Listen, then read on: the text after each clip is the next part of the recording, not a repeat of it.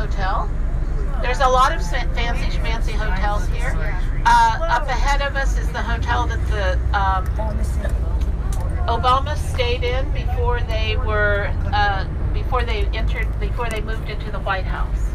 President Trump stayed in his own hotel before he moved into the White House. What is Trump doing right now, probably? President Trump has gone to Florida almost every weekend, but this weekend he stayed in town. What is he doing? I bet he's trying to figure out what to do next, because, you know, he had a big political defeat on Friday, and I think that they're probably making plans. So if you can see out the front of the bus, you can see the White House. If you can't, when we turn to the left, look to the right, and you'll see the White House. Now there's a man. Yes, there's a man. There's a sharpshooter on the roof. They are there all the time, but when the president is in residence, they're more visible. There's a statue of a man on a horse in front of us. That is General Andrew Jackson, that President Trump likes to compare himself to. And President Jackson was the hero of the War of 1812. He won the Battle of New Orleans.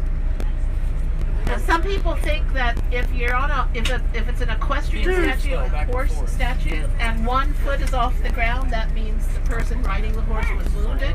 And if 2 feet are off the ground, that means the person died. This is proof that that's wrong. General Jackson won this battle, then came back to and was elected president. And he has 2 hooves off the ground. He's celebrating. So there's the White House on the right.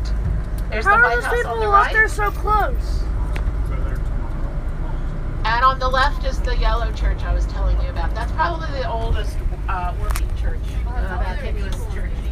And this yellow building here, that used to be the British Embassy. Many, many, many years ago.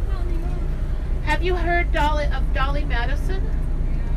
Dolly Madison was the wife of President James Madison, and she was living in the White House when the British came and burned it down. She saved a famous portrait of George Washington. She was a great hostess. She had parties that were so popular they called them Wednesday night squeezes, because their people squeezed in.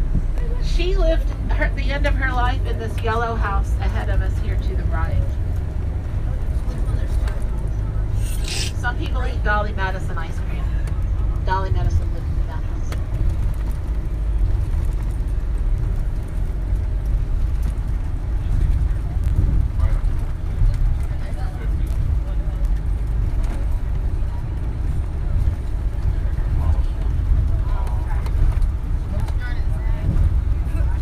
What?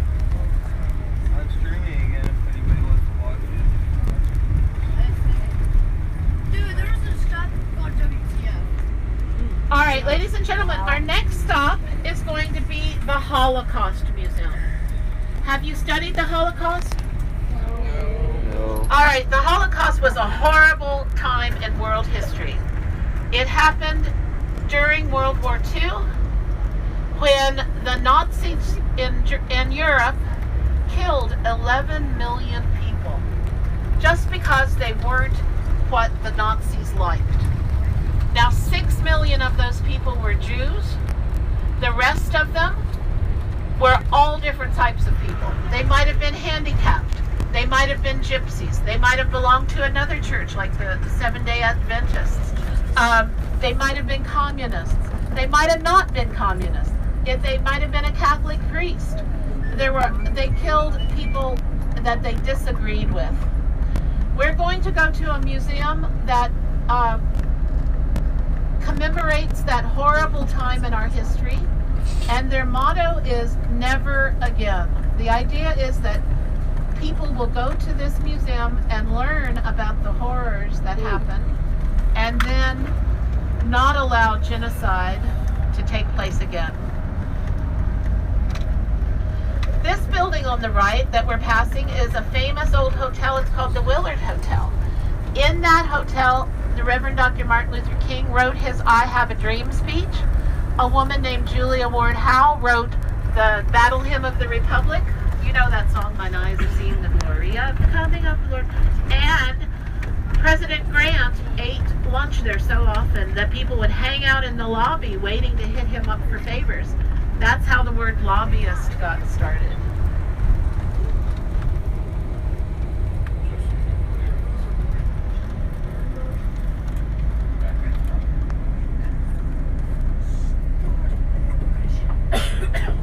So the Holocaust Museum. There is a long, there's a very tall, there's a permanent exhibit that we unfortunately were not able to get tickets to, but there's some excellent exhibits that we are going to go to. The two we're going to go to, one is called Daniel's Story. You will go in and follow the life of a boy who lives through the Holocaust. You'll see his life basically fall apart. I hope that you will go through there, pay attention, and sympathize with him. All right? Another part is called Some Were Neighbors. The idea here is, what would you do if there was, if we suddenly were in a situation where people were telling you to do the wrong thing? Would you do it?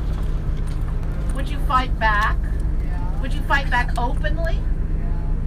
Would you say, oh, okay, this is the way we do things, and enthusiastically join in? Maybe you would become one of the people that makes those bad moves. The idea is, put yourself in other people's shoes and try to figure out what you would do. You know, some of you might grow up to be policemen. Some of you might grow up to be teachers. You all have to enforce rules. There might be rules coming down the pike that you don't agree with. What would you do? How would you deal with it? I hope you never have any kind of rules that are as horrible as the Holocaust, but it's something we all need to think about. How do we behave with authority? What are you eating? What? What are you eating?